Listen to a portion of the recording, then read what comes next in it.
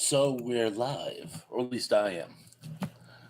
We'll see how many people join on tonight. Yeah, it's running a little bit late. Tom the Hungry Jerk, I know, was just asking me if I was going to go on live tonight. Long story short, and Mr. Led, please don't hate me. I know I said I wouldn't do any more of these impromptu live chats with no warning or notice.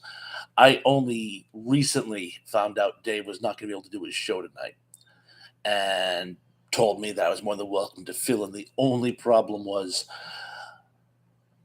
I had made arrangements with Ian to do our podcast. We normally do it around 4:30. We had to do it at 7:30 tonight. So I'm literally, this is, I literally signed off with Ian and then just jumped on with you guys. And actually, a couple of you are in. Georgia Ear says hi, T Pawns. And hello to you, Georgia. You're always on my mind. Dave Thorny says thrash. Dave. Hey, Dave is here. Dave Sundstrom's not, but you are. Yes, I'm just going to do a. We'll see how many people show up, and we'll see how brief it is. But like I say, I try to fill it. I was going to do one Monday. John Collins and I were even talking about it, but my wife was on vacation this week, and it was just it just wasn't conducive. We ended up having an evening, and I had some other responsibilities going on. But anyway, I'm here now, and let's see. Big 45s, Big Guys 45 says, "Hi, my dude." Big Guys 45s, hi to you too. Dave Louis said, "Hey, Dave's not here." I love that shtick. It's 50 years old, but I still love it. Big Guys 45 says, "We need more mods here if it's possible. Hi again, good people." Well, we certainly need mods at the moment. I have about 15 of them, but I will certainly knight many more followers if need be. Hopefully, we won't get any more. We got a couple of Trojan horse creeps last time I noticed looking back. I won't. Some of them may have been just sincere, misguided, and deluded people, but they weren't just your typical bot flies and troll assailants. But anyway, we will press on with the utmost vigor. Let's see, a topic of conversation. Oh, actually, here's a topic for you. Now, as you guys remember from my last live chat, we were discussing what I should watch, and it was kind of a photo finish. You guys suggested, do you guys know there were 849 comments in my comment section? That's crazy. And most of them were suggestions on what movies to watch. Well, what I did was I listened to all the suggestions and I said, well, based on the ones that I actually had in my collection, I go, the first two I get my hands on are going to be a double feature. And it was an odd combo. It was Day of the Triffids and The Stuff. And I got to tell you, The Stuff called for its own retrospect. So I'm putting together a retrospect on Stuff as we speak. I might even do one on Day of the Triffids. Day of the Triffids was a very influential sci-fi book and movie. BBC adaptation is probably the most faithful to the book. But the funniest part about it is it's very influential to other works and was also very much criticized in its own time. More about that later. John Collins in the house. Hello, Bob, my friend. I'm glad you're doing a live stream. You are so comfortable. You're like a warm milk and peanut butter cookies. Oh, that warmed my heart. Warm milk and peanut butter cookies. That sounds like good thing to have right before bed. Well, I'll try to step long enough to make it worth your while. Anyway, thank you, John. Yeah, I found out earlier today that unfortunately Dave wasn't going to be able to do a live chat tonight, so I am graciously filling in. We're getting a little bit of a late start though because I was working on a podcast with Ian and Pat McCormick. Be looking forward to that. We should have that up sometime next week.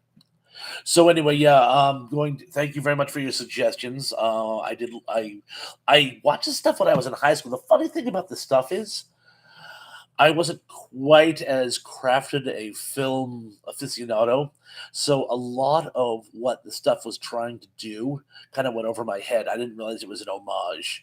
So I don't particularly remember liking it when it was in the theaters, but it has really grown on you. And as an homage to vintage sci-fi, it calls for its own retrospect. Georgia here says, "Are you going to do body snatchers with Donald Sutherland?" I would love to. I would love to. As you know, I have a very controversial opinion.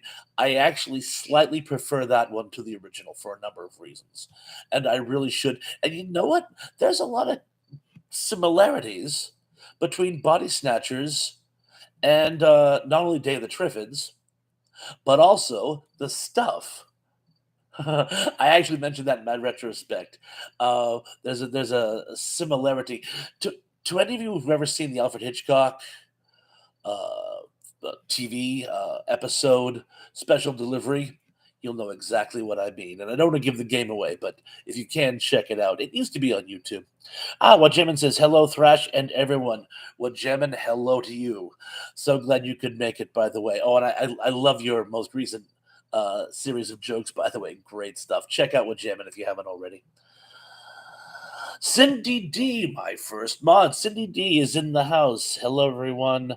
Hi, Thrash. I'm your what? Oh, Thrasher. There you go. It was a two-part. Mr. Letty, hey, Thrasher. Mr. Led, you missed my apology early on. I know I said I would stop doing these impromptu, no warning, just sort of there out of the blue live streams. Dave wasn't able to do a live show tonight and let me know. The problem is I already committed at that stage to doing my podcast with Ian. So I literally had no chance to warn any of you. So thank you. Oh, John Cullen says, "Message retracted." That's okay. I'm sure we'll get another. And let's see. Right now, we just have some fellowship going on. So what do you guys want to talk about tonight? We talked about what I should watch for movies last time, and that actually yielded. It's so funny.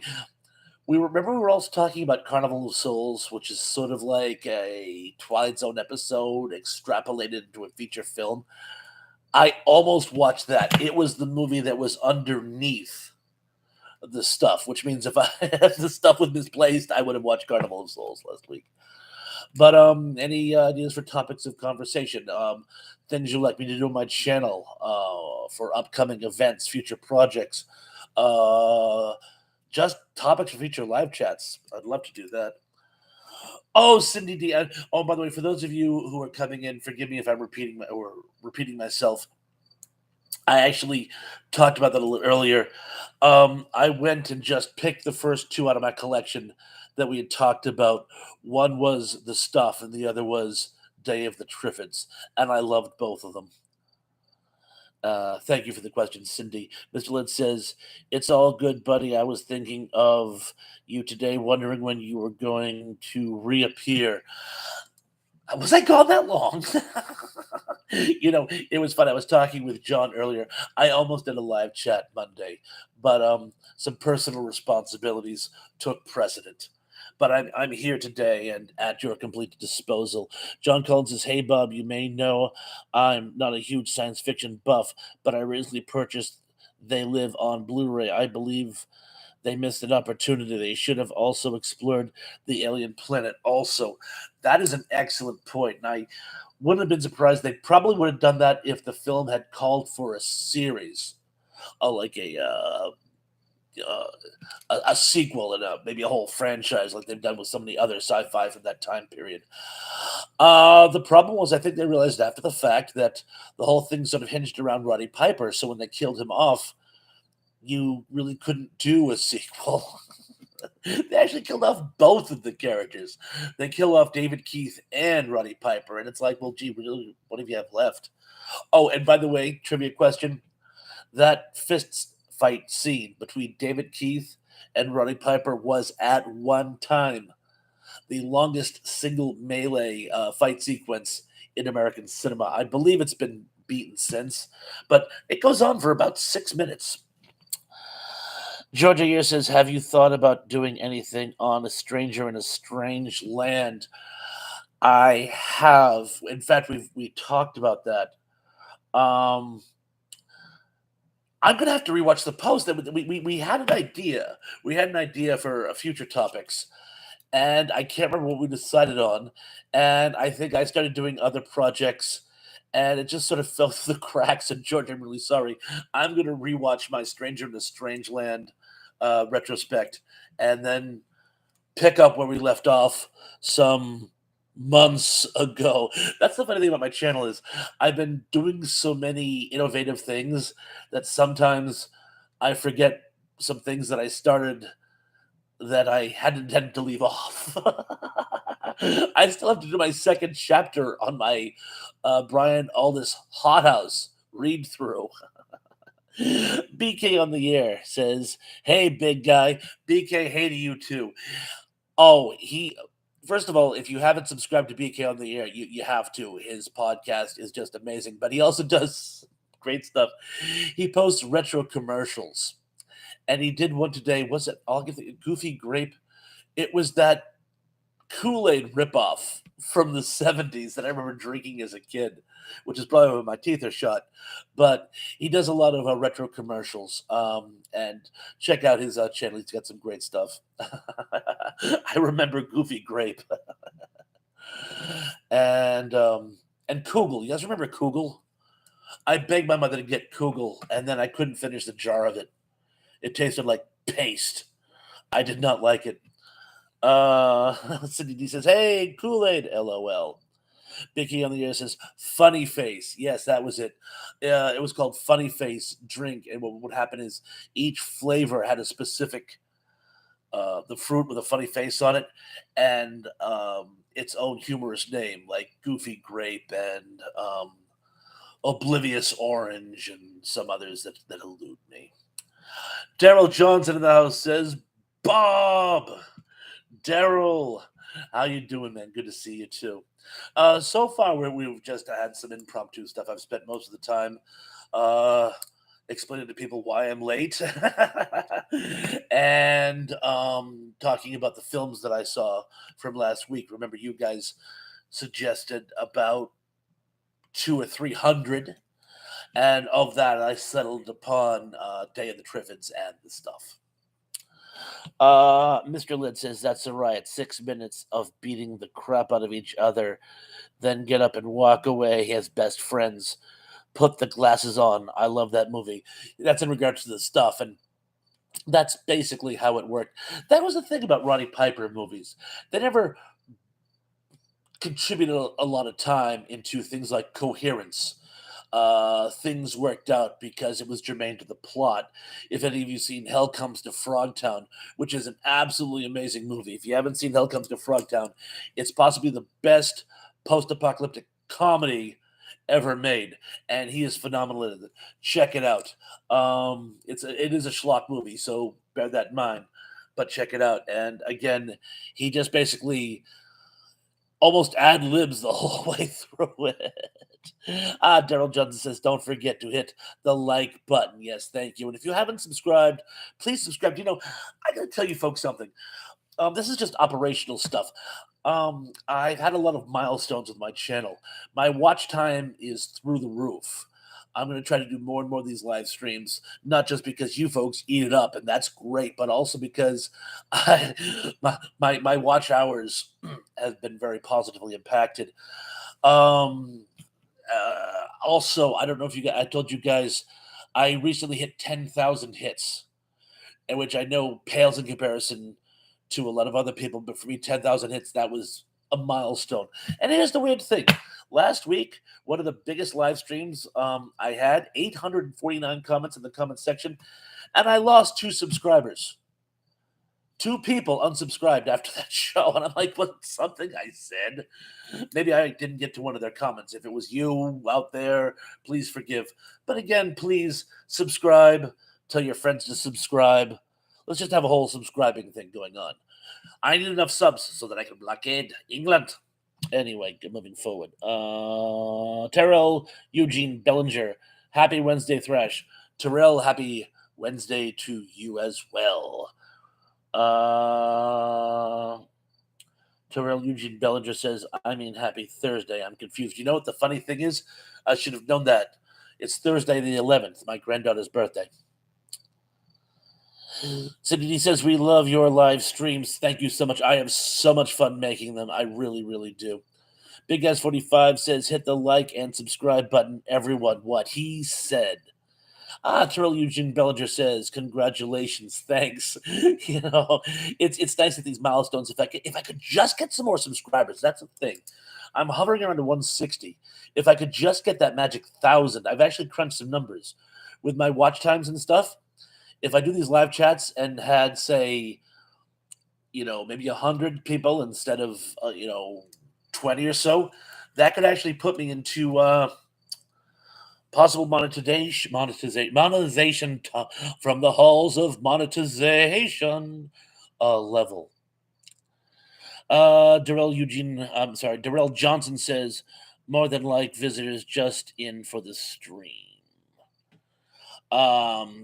People do come in for the stream, but again, if I could just get them to subscribe, we'd really have something. Superplex says, this is a surprise.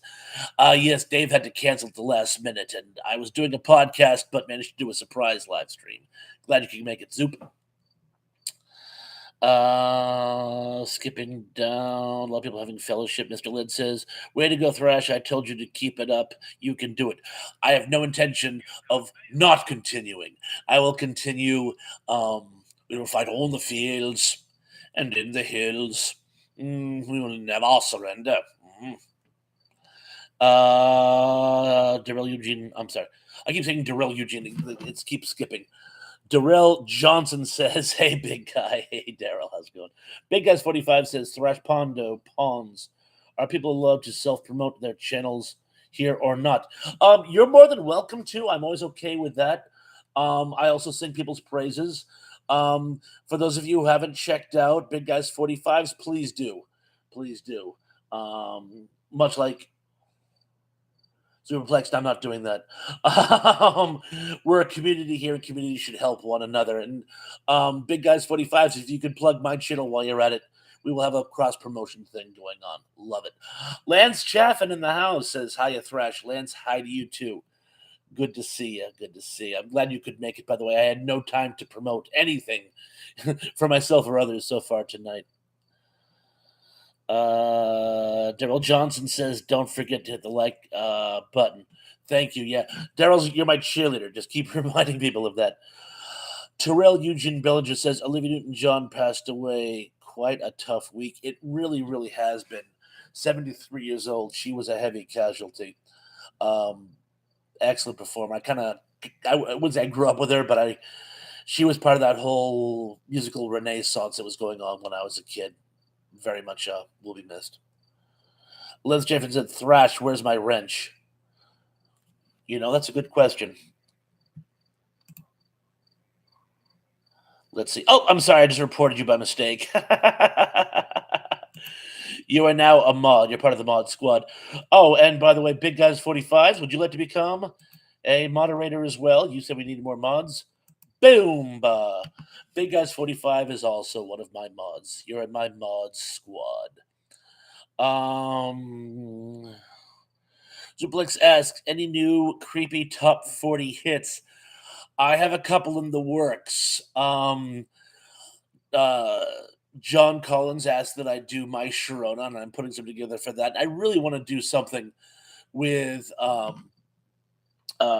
Invincible by Pat Benatar. It's such a rockin' song. We listen to the words. It's so discouraging. It's also from that very sad movie, The Legend of Billie Jean. But I should have new. This week kind of got away from me. My wife was on vacation, so we actually got to do a lot of things we've been trying to do all summer long, but haven't been because we work different schedules. But you should see new material very, very, very soon. Big Guys 45 says, hey, thanks, you're quite welcome. Big Guys 45 goes on to say, R.I.P. Olivia Newton-John. Daryl Johnson said, yeah, but she put up a hell of a fight. She certainly did. She certainly did. She fought cancer like very few other people did. Lance Javen says, nope, Cindy, as long as I got you here. Well, I'm sure that was very nice. I'm not sure what Cindy said, but Zublik says, so is there any news on ENC?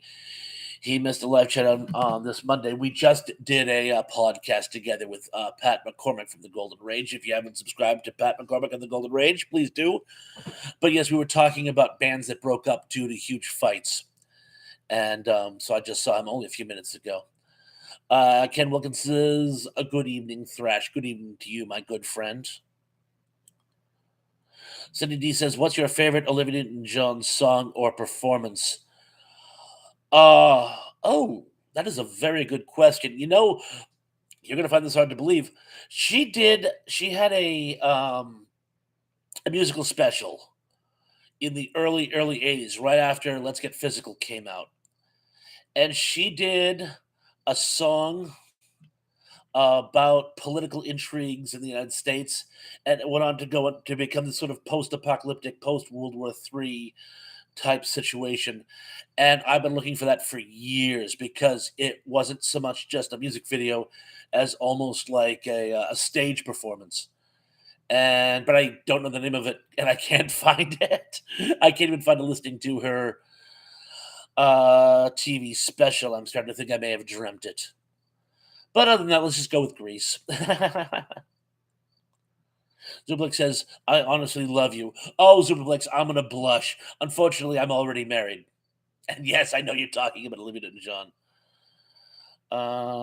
Terrell Eugene Belgian says, in memory of Olivia Newton-John, what's your favorite song from Grease? That she sang, Hopelessly Devoted, would probably be my favorite Olivia Newton-John song from Grease. Big Guys 45 says, thank you, good friend. You're quite welcome. Again. Let's see. Skipping. Ooh. It's doing that thing where it jump cuts because I'm so far behind already, which means a lot of you are having some excellent interaction there. But I'm just going to try to catch up really quickly. Big Guys 45 says, however, I can't stay the whole way. Other things to do in my life. Sorry, LOL. Not a problem. Not a problem. Stay as long as you can. And if you have to scoot, more than understand. Lance Chaffin says, and Roger Mosley. Yes, indeed, and Roger Mosley. Daryl Jones says, should have a watch party with Manos, the Hands of Fate. That sounds fun, but I don't think it's public domain. I think, if anything, MST3K owns it. Cindy D says, Olivia was a true beacon of hope. I can certainly appreciate that. Big Guys 45 says, hopefully I can pass 700 subs soon. We'll do everything we can. Hey, if we combine the two, that's almost 1,000. Oh, I'm losing my hat. There, that's better. So yes, everyone, please subscribe to Big Guys 45s. Zublik says the Beatles. We talked about the Beatles extensively. Cindy D says, rest in peace, TC. Yes, TC from Magnum PI also passed on. Very sad. My wife was devastated. Huge Magnum fan. Let's see. Les Jefferson, Cindy O flew in that chopper in Branson, Missouri. I'm not sure exactly what the reference is there, but I'm sure you're correct. Let's see. Skipping down. Oh. Terrell Eugene Bellinger says, Thresh, have you ever rid on a subway? Yes, I have. In Boston extensively. Also in New York and London and some other cities, which elude me for the moment. But yeah, I have ridden on subways before. Cindy says, I liked her duet with Andy Gibb. It was called I Just Can't Help It. It's my favorite performance, says on YouTube. I'm not sure if I'm familiar with that one. The Big Guys 45. I'm hoping to hit 700 subs soon, by the way. I stalled at 656 subs. Not bad, but I want to do better, of course. LOL. And thanks as always, kind-hearted and lovely and friendly folks. Oh, you're great. Yeah, I installed, like I said, I had this great live chat last week, and I was at 160, and I had all these great numbers and everything like that. And then I looked, and I lost 2 subscribers. I'm like, was it something I said? Literally, was it something I said? Lance Chafin says, Sydney, where's Tracy? Ooh, good question. Good question. She may have not got the message that we were doing this. And another thing, by the way, please, folks, talk to Emily. She keeps promising me she's going to join one of these live chats, and she doesn't. No, she said she can't do it as a guest host, and I more than understand. In fact, I can't have guest hosts. Ask Daily Dan. I've been trying to get him on this for ages, but I can't seem to do it with YouTube. But it would be nice if Emily would join us in our chats. Ken Wilkinson says the high school in the movie Grease was used in Buffy the Vampire Slayer. I knew that. Big Guys 45 says I may come back later. Bye for now. And don't forget to subscribe to Thrash Pondos and Over Good Friends here. Yes, you as well. Thank you so much. One gentleman says it's so sad to hear of the passing of some legends. It's certainly it's been a rough season. We've lost a lot of heavy casualties. John Collins says about Olivia Newton-John. My question is this: is Xanadu and Greece and physical after all that. There anything else in her career, top 40 wise, mega film wise? God rest her soul. She did a couple of other movies. They weren't particularly well received. She did another one with John Travolta, which bombed, I'm afraid.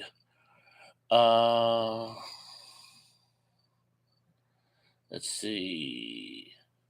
Les Chafin says Thrash Emily was on with Dave earlier today. Oh, I thought Dave couldn't do a show today. Oh well, he canceled for tonight, which is why I'm on. But yeah, tell Emily how much fun you guys all have here, and then maybe she'll join us. And Tracy Ross Myers in the house says, "Hi, Tracy. We were just talking about you. We're so glad you could make it. This is promptu. And now I'm going to ask you the same thing. Next time you talk to Emily, tell her how much fun you have on these live chats, and we'll see if we can get her to actually join us in the comments section." BK on the air says favorites by Olivia Newton-John, Xanadu with ELO, A Little More Love, two fantastic songs. She had many.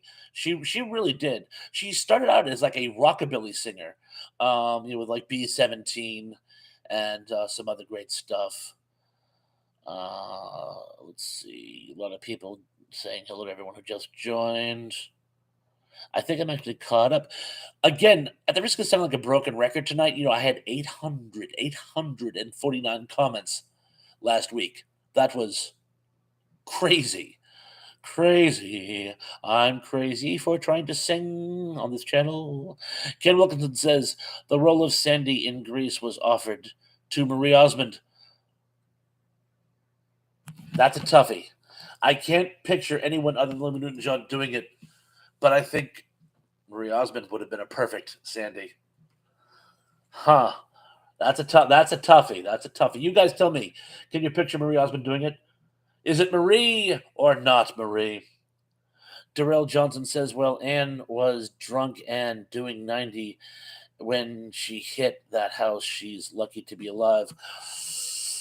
We're talking about Anne Heche, and based on the condition she's in, I wouldn't say she's lucky to be alive. I won't make that call for her, but it's a true tragedy. I feel very, very, very bad for the woman. Just terrible. So Blake says Olivia started out in a British group called Tomorrow. I did not know that. Olivia Newton-John was originally the first person to be considered for the role of Laurie Partridge. Really? How would they explain the Australian accent? Crazy. Cindy D says, I heard that I'm guessing they wanted Susan Day and Henry Winkler because they were popular at the time. They couldn't sing. Was Henry Winkler popular at that time? I mean, I thought the first thing he did was like that episode of Mary Tyler Moore, where that's kind of where he got discovered.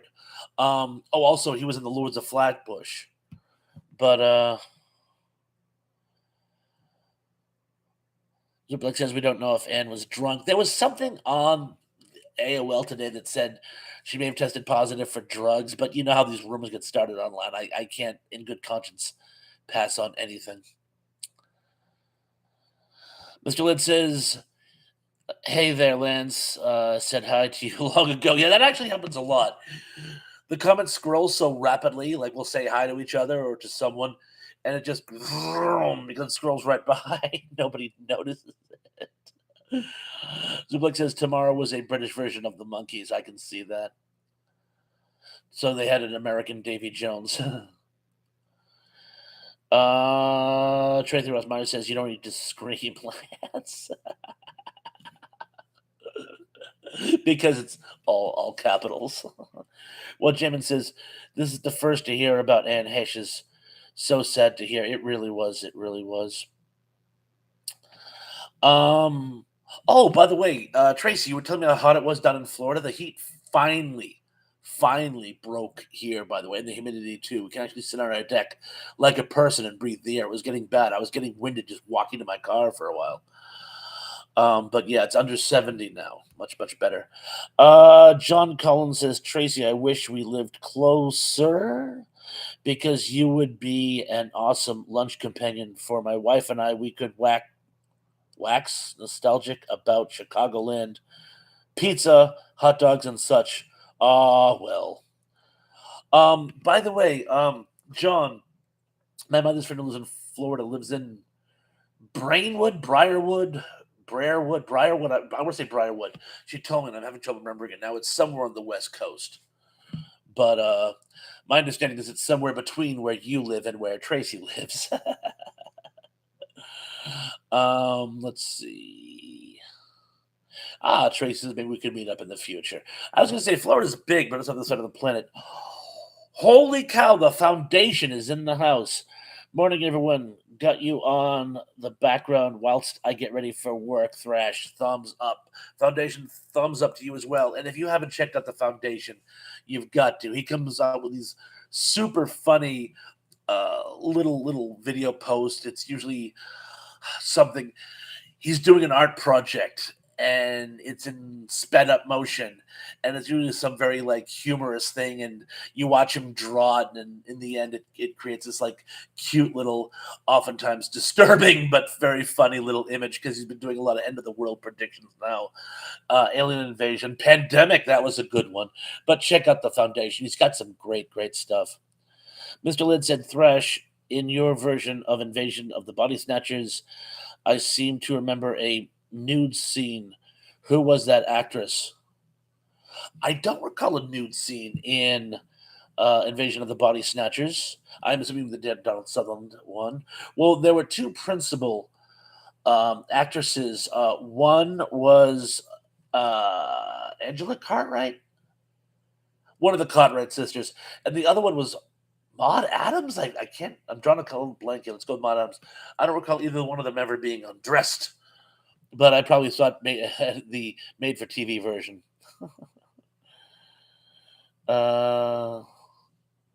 Trader of Mine says Braderton. That's it. How did you get the right answer from the convoluted babblings that I presented you? Wow, I'm very impressed that you could pull all of that out. Foundation says thanks for the shout out.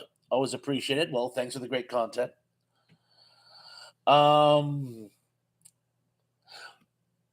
There was another version of Invasion of the Body Snatchers. Was Jennifer Tilly in that one? Not the one with Tom Cruise's ex-wife. There's actually 4 depiction of Invasion of the Body Snatchers. Terrell Eugene Bellinger says, what do you think was the reason why after-school specials disappeared on TV in the mid-90s? You want to know why? This is my theory. Because I used to watch them when I was a kid. This is back in the 70s. And it was usually lighthearted stuff, usually based on like lighthearted kids' books you'd see in old school libraries, like Homer Price and stuff like that. It was usually about a kid who was trying to invent his own toothpaste, or a kid who was trying to raise money with a babysitting job so he could buy his first bike. It was light stuff. And then all of a sudden, they decided that they wanted to make them culturally relevant and important. And it was about things like drug addiction and teen pregnancy. And it's like, wow, these are getting kind of dark. And I think kids after school, they didn't want dark. They wanted like light humor and stuff. And I think people just got away from them. I mean, I applaud them for trying to be topical and doing important things, but You can't always do that. Sometimes the venue that you pick isn't conducive for that. And that's what I think happened to them. Mr. Lid says, I seem to remember she was a French actress. Well, French actress? Sacre bleu, I do not recall. And that is the worst French accent you will ever hear. Pardon, mi français is. Mon grand-mère habite Québec, ou mi petit parle français ami. Let's see what else we got here. Yeah, Mr. Led, I'm really sorry. I don't recall a nude scene with a an actress from France. Wajemin says, please check out the foundation. Good stuff. Yes, Wajemin. He has some really good stuff. Cindy D says many stars of the 70s did after school specials. They certainly did. Suplic says AIDS. Wow. You're a lot of fun. John Collins says, Bob, to give you an idea how big Florida is, Tracy and I live in a relatively same side of Florida, and it's still a third of the day trip if I was going to where she is, obviously without naming cities. No, I'll grant you, it is big. In fact, I remember one of the longest drives of my entire life is my father was taking us to the islands on a vacation. This is 40 years ago.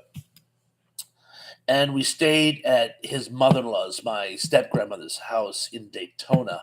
And we're going to jaunt on down the next morning to Miami to catch our flight from Miami to the islands. I had no concept of how long it was going to take to get from Daytona to Miami. It was like, wow. And on the map, it's like that. In reality, it's like Lawrence of Arabia. So I will grant you. Darrell Johnson says ratings. Yeah, it always comes down to ratings on TV, doesn't it? Terrell Eugene Bellinger says the rise of content on channels like Nickelodeon and Disney Channel was one of the things that killed the after-school special. That's a phenomenal point.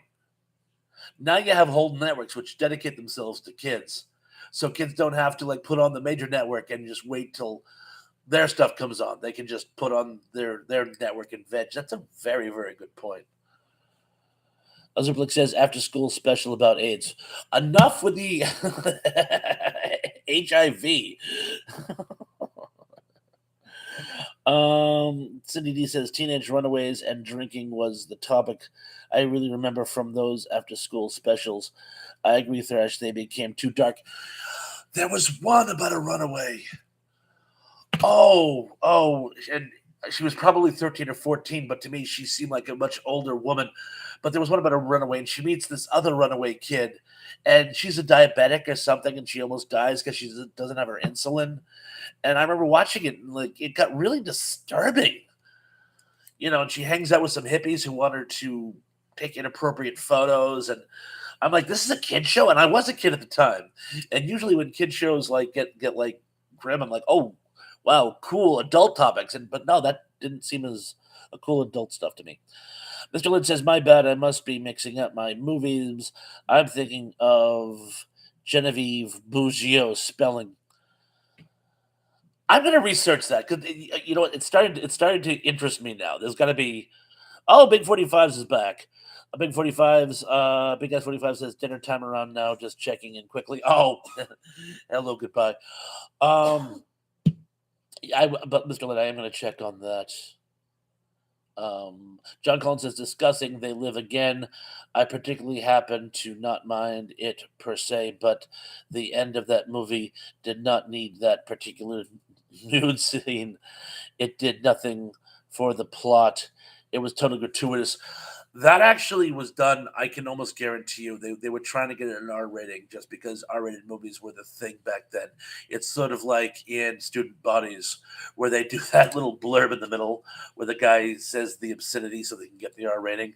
I guarantee you it's completely and totally unnecessary.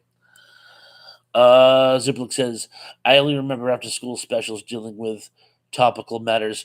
I when I started watching them, they were, like I said, they were usually fluff pieces. Feel good stuff, like Homer Price type situations. Some kind of drama, but a feel good drama. always with a happy ending.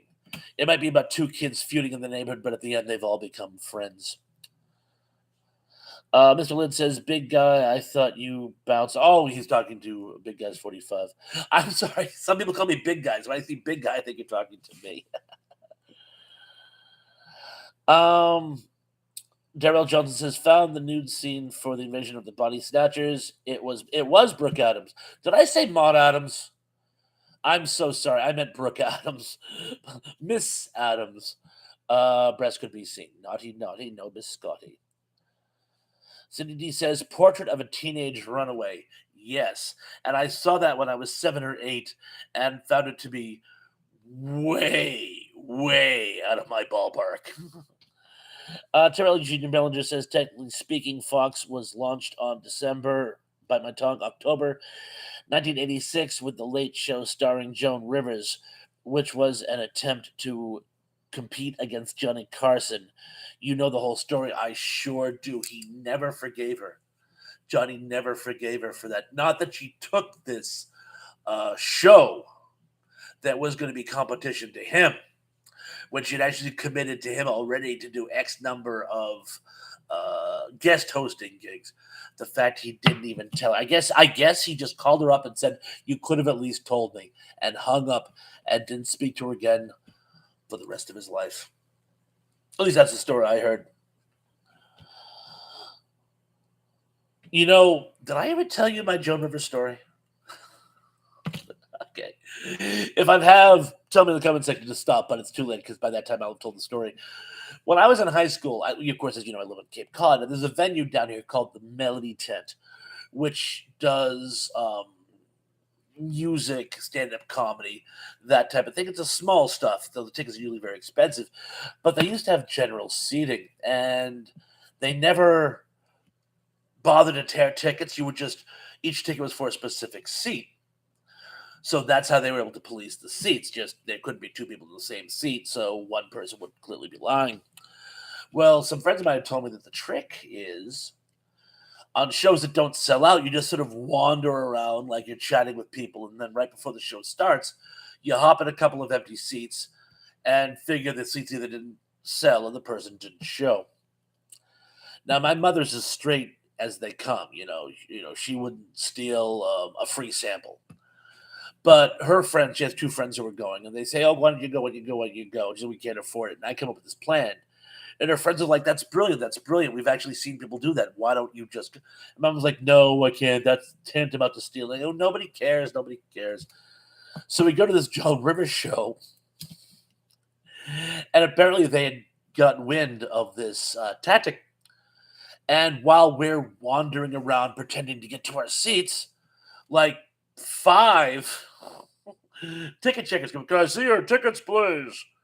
Oh, yeah, yeah. Yes, you're gonna have to leave.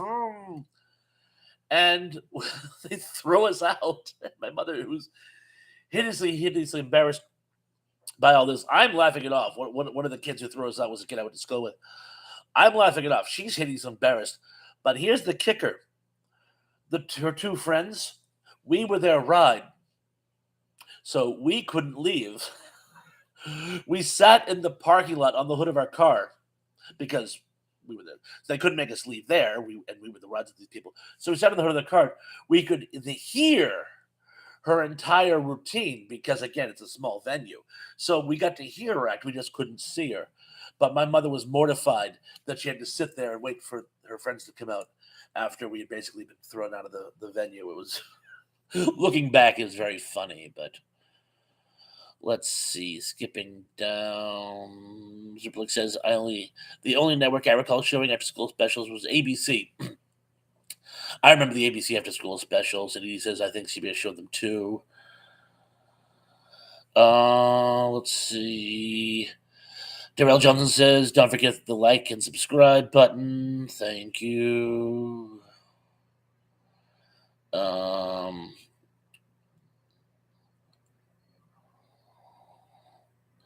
Lance James says, "Anybody seen Angel Schoolgirl by day, hooker by night?" Yes, many, many years ago. Let's see. skipping down. Let me look at ABC School Specials. John Collins says, "Do you remember the fact? Speaking of the early '90s films, that all three major networks had a Joey Buttafuoco film." I mean, talk about obvious ratings grab. I do remember that. In fact, I remember Alyssa Milano did one for one network. Drew Barrymore did one for the other. I forget who did the third one, but it was another one of those like teenage sex kitten types. But I do remember all three networks did the Buttafuoco story. Sublick says, "Tell us your Joan Rivers story. She was constantly reinventing herself. At the end, she did YouTube." Zublex, I could tell it again. I'm assuming that was posted before I started talking. Zublex says, "John, SNL did a Joey Buttafuoco sketch." I'm sure they did. Terrell Eugene Bellinger says Fox didn't start airing primetime programming until April 5th, 1987, with the debuts of Married with Children and The Tracy Ullman Show. Those were their first shows, weren't they? Ken Wilkinson says, "Good night, everyone." Ken, thank you so much for joining us. Take care. Have a great night. Terrell Eugene Bellinger says, "Wasn't In Living Color considered to be a replacement of The Tracy Ullman Show?" It very well may have been. It very well may have been.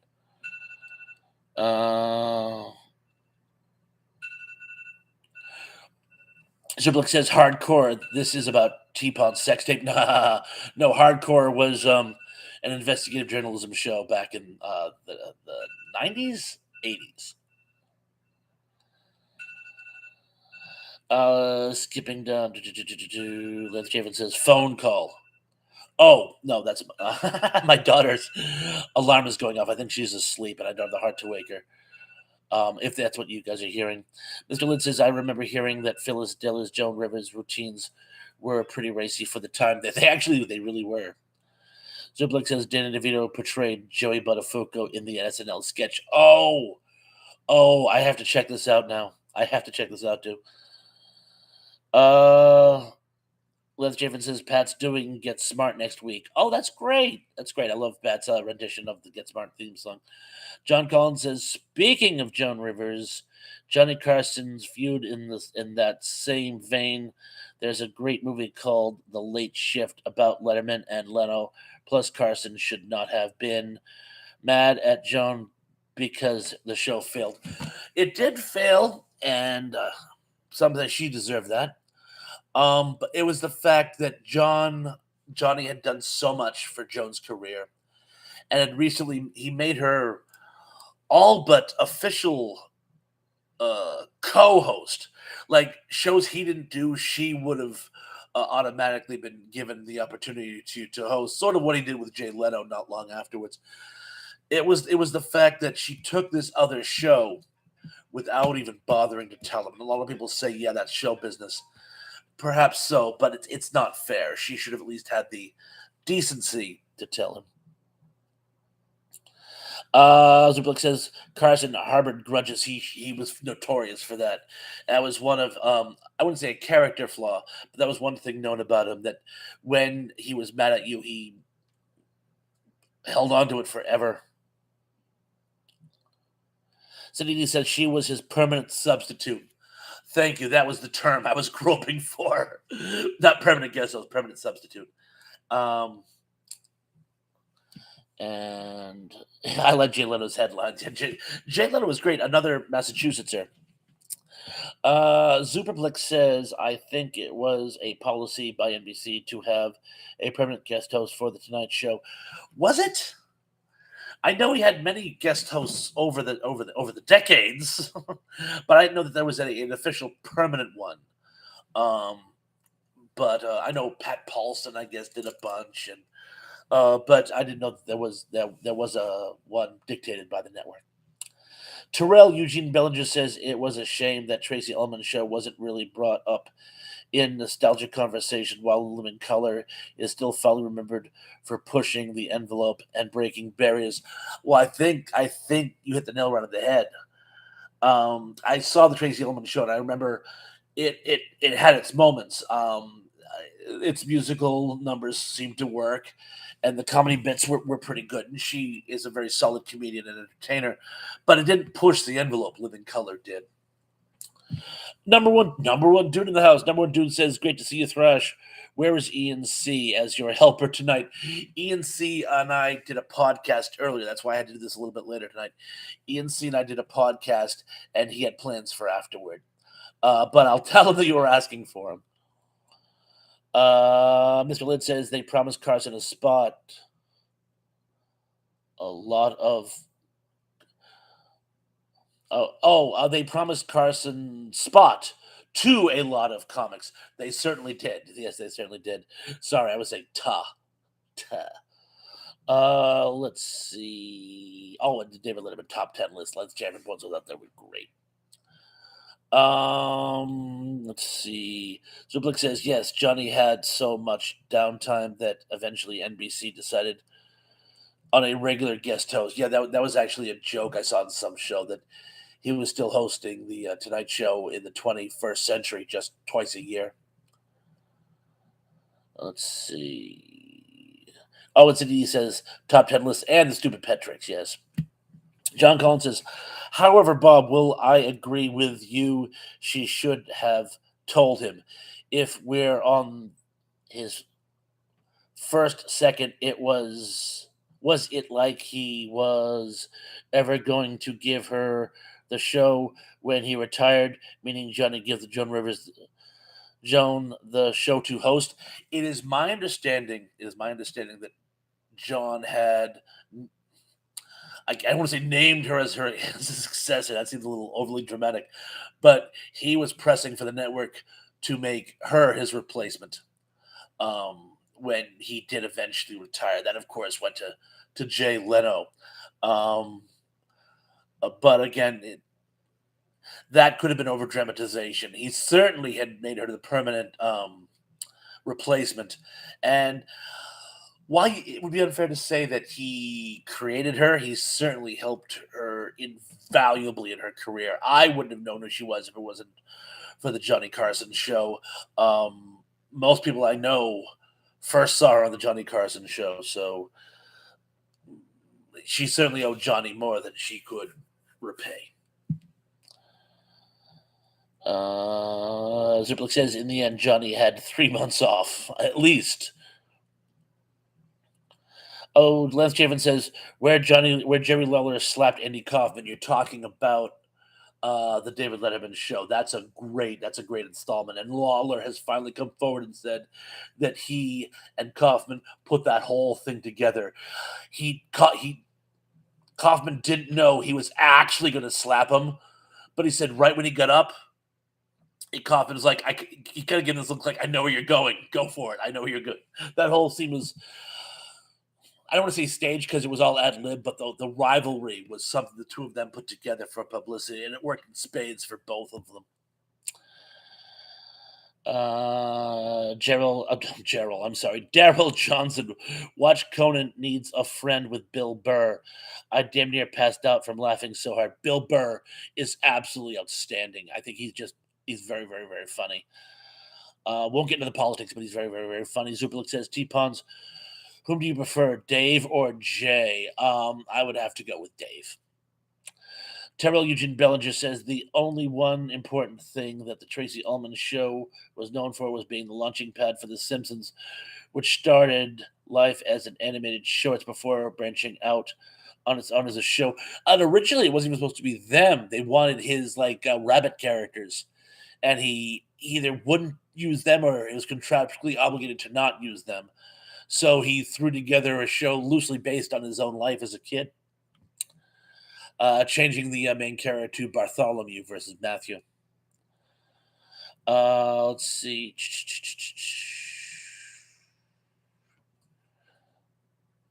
Zuplik says, I think Lawler is lying in part. Entirely possible. Dave certainly had no idea what was going on. So the only other person that did would be Kaufman, and he's no longer with us. But if you watch Man on the Moon, they talk about the fact that the Lawler-Kaufman feud was created. The foundation says, how popular is James Corden in the States? Is it the late show he hosts? He's not all that popular here in the UK. It's not ringing a bell with me. I don't watch a lot of late night TV shows much anymore. But I'm James Corden is not. Anyone else? Please chime in. But there's one vote for not popular. Lance Javen says, where Drew Barrymore flashed David Letterman. You know I always had a crush on Drew Barrymore. Daryl Johnson says, I don't like James Corden, so that's one vote for known but not popular. Superlex finds him to be rather bland. Cindy D says his best thing was celebrity karaoke. Zubik says, I think Lala took advantage of the situation and decided to slap Andy hard. He certainly slapped him authentically. I don't think it was decided that he would really, as Lala put it, he goes, I slapped the taste out of his mouth. I don't think that was intended. But I think Kaufman realized that it would give it a sense of realism that he was craving. John Cullen says, while her show didn't work, Joan Rivers is much more uproarious and sardonic than Jay Leno could never dream of being. Sometimes Dave is funny. Is fond of saying, oh, I don't need to do that kind of comedy. He can't. Terrell Eugene Billinger says Seinfeld didn't become highly popular until after it was moved to Thursdays in season 4 and went on to be the anchor of NBC's must-see TV block. It was almost canceled a couple times because they kept moving it around. I remember watching when it first came on. I think it was on Saturday nights or Friday nights, and I liked it, but they almost canceled it just because every time people started watching it, they changed the night. Mr. Lynn says Foundation Corden sucks. Well, Jamin says I don't care for James Corden all that much. So apparently I'm the only person who doesn't know who he is. Oh, Lance Jamin says night, guys. Actually, yes. In fact, while we're on the subject, because I kind of got a late start, I'm not going to be able to do a really, really long show tonight. In fact, I'm going to try to keep it to about an hour. So we'll take a few more of your topics, comments, and all that, and then I'm going to wrap it up in just a few minutes. Well, we'll call it at the quarter of mark. But let's see. I want to thank you guys for joining me on this impromptu live chat. By the way, I know we all have lives, and I just happen to catch a lot of you when I just happen to be going on the air. And I'll try to while we're on the subject. So Dave has already told me that next Thursday he is not doing a show, and has actually already asked me if I could cover for him next Thursday. I'm sort of his permanent guest host. I'm his Joan Rivers. Can we talk? So in any event, I will be doing a show free. Oh, I'm already glitching.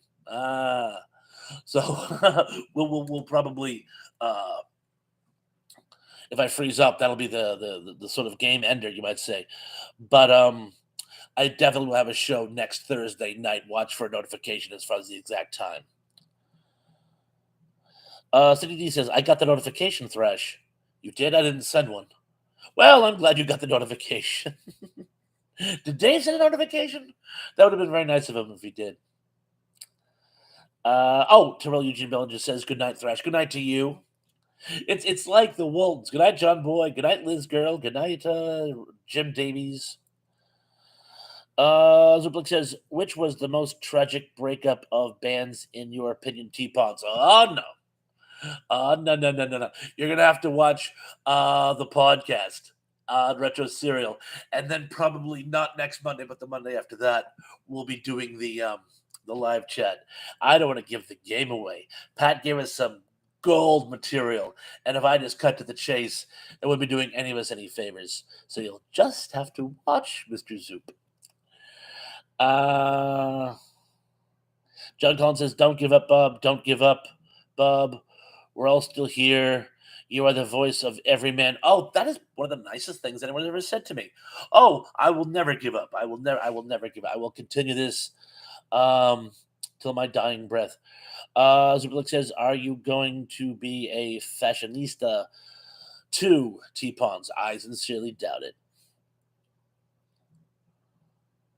George Ayer says, I do not these you anymore. I think I missed something there. But but Georgia, I'm sure it was intended in good spirit. Number one dude says, good night, John Boy. There you go. Ms. Lynn says, great spending uh, time with you, Thresh.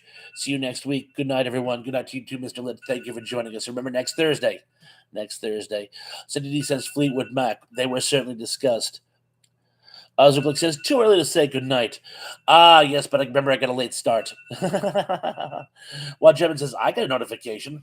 Who sent out all these notifications? And well, I'm glad you guys got it. Imagine my embarrassment if I ended up not doing a show. Zublik says, where's the podcast? The podcast is on Retro Serial, and he should have it at the beginning of next week. You guys gotta be subscribe to Retro Serial. He puts on some great stuff. If you haven't subscribed to Retro Serial, please do. But yeah, the podcast should be, and he's going to send out notifications. But Retro Serial's podcast should be out sometime beginning of next week. Mass King says August 11, full moon, 88222. Is it a full moon tonight? I'll take your word for it. But thank you for joining us in these last minutes of my show. John Collins says, Bob, perhaps everyone else has a life, and I don't mean this in some dark way, but you and Dave and Pat make our lives better, much better. That's not dark at all. That's actually, again, you have actually said some very, very, very kind words to us about us tonight, by the way. And I'd like to think that I'm making people's lives just a little bit better with my impromptu ranting and ravings. Thank you. Thank you. And thank you for joining me. And like I said, I should have new material up either end of this week, beginning of next, and certainly another live chat next Thursday. Zublik says, you said you were going to be like Joan Rivers. Yes. Ironically, I did say that. Tracy Rothmeyer says, I think I remember seeing that. Well, if you did, thank you. I'm just glad you guys got here. Zublik says, so it's on YouTube. Oh, yes. Retro Serials podcasts are available on YouTube. He posts them right on his channel. Yeah, go Retro Serial, and you'll see them. Foundation says, got to go, guys. Duty calls. Enjoy the rest of the live. Everyone, thanks for hosting Thresh. And thank you. Yeah, we're wrapping things up now anyway, Mr. Foundation, but thank you for joining us. Mass King says, yes, full moon tonight. Daryl Johnson says it's his daughter alarm, Tracy. It's his the ringing in the background. Yes, that's my daughter, and she's asleep, and I don't have the heart to wake her up. Let's see. John Collins says, Bob, are you close to it all having the ability to have a community page attached to your YouTube channel? Gotta have 500 subscribers for that. But Dave gave me a few things. First of all, he wants me to do StreamYard. I have to do StreamYard. And gave me a couple of other things I could do to sort of get the ball rolling. So I'm hoping to have that all up and going very, very, very, very soon. I got to get my new. I'm getting my new equipment this week. Let's see. BK on the air says Dave Sundstrom will be my guest Saturday on the radio. Oh, that's awesome. I've got some great retro brothers, Pat, Dave, Thrash, and Serial. Yes, thank you. BK, we are, in fact, this retro community. And it's great having all of you in it, is I guess what I'm trying to say.